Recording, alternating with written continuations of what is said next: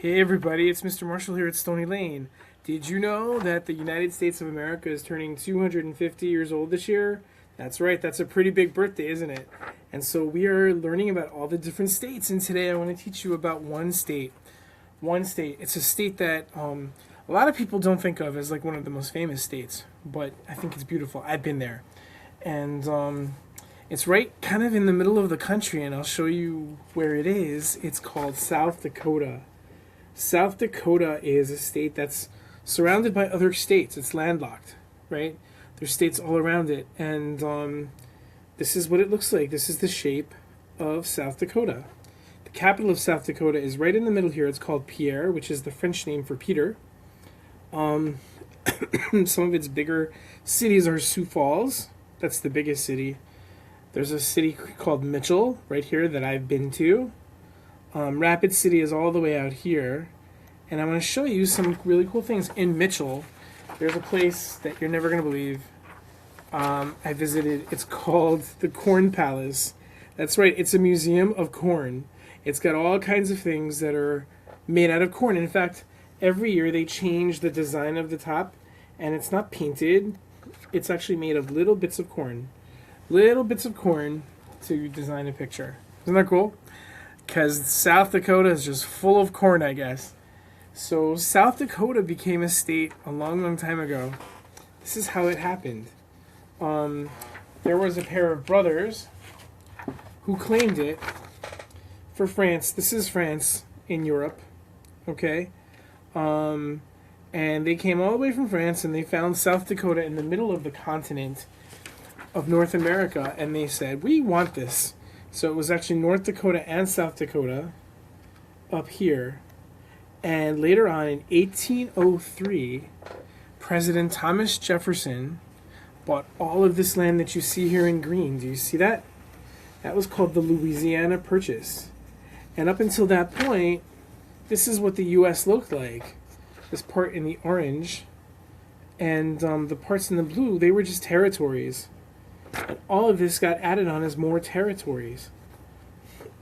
And that's when South Dakota joined the U.S. But it didn't become a state right away. It was just what's called a territory. That means that we owned it, but it really wasn't organized. And there were people there, but it wasn't a state yet. So it became a state much later when this man was the president. This is Benjamin Harrison. Benjamin Harrison was the 23rd president of the United States, and he was the first president to live in the White House when it had electricity, and he was afraid to turn the lights on. But we'll talk more about that in another video. And so North Dakota and South Dakota both became states on the very same day. And what President Harrison did was he mixed up the envelopes so people wouldn't know which was the one that became the state first. So we don't know which one is the 39th and which one is the 40th state, but they both became states on the very same day. The word Dakota actually is a Native American word that means friendly. It means friendly. So anyway, the state bird of South Dakota is this guy. It's called the ring-necked pheasant. The ring-necked pheasant. And the reason that they chose the ring-necked pheasant to be the state bird of South Dakota is because there's a lot of them. And they're kind of pretty. And so a lot of people came to visit and see them, and they actually hunt these birds too. There's all kinds of animals that live in South Dakota. Like if you're driving on the highway in South Dakota, you might pass an area where you'll see this. All those buffalo. And they're just out there grazing. And they run really fast, and you don't want to be in their way when they're running because, gosh, that's dangerous. Okay? Here's some other animals that live in South Dakota. This is a prairie dog, and a porcupine, and a jackrabbit. Look how big its ears are. These are all animals that live in South Dakota. But South Dakota also is very pretty, and when we were driving through South Dakota, gosh, it was like there was no picture that I ever saw in a book that really showed how beautiful it was. But I'm going to show you a couple pictures that try. This is what you'll see in South Dakota. Look at the colors. Those mountains are so beautifully carved, aren't they? Here's another one. Look at this beautiful landscape. It's worth it to go all the way out to South Dakota just to see that. Just to see that. So there's some other really cool things in South Dakota. This is a historical landmark. This is called Mount Rushmore.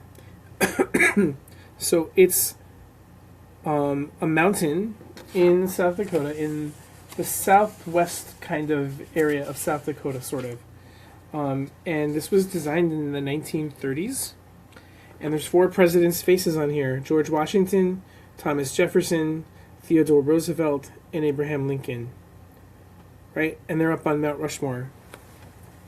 And when we visited, you know, I have 4 kids, and I told my kids to get in front of the mountain and pretend that they are the presidents. And so there they are, standing in the place, trying to pose just like the presidents did, trying to make the same faces as they did. Over 3 million people visit Mount Rushmore every year. Did you know that? 3 million people go. We were there on the 4th of July, so there were some special things going on there because it was the 4th of July. These are 2 of the famous people that come from South Dakota. This is Tom Brokaw.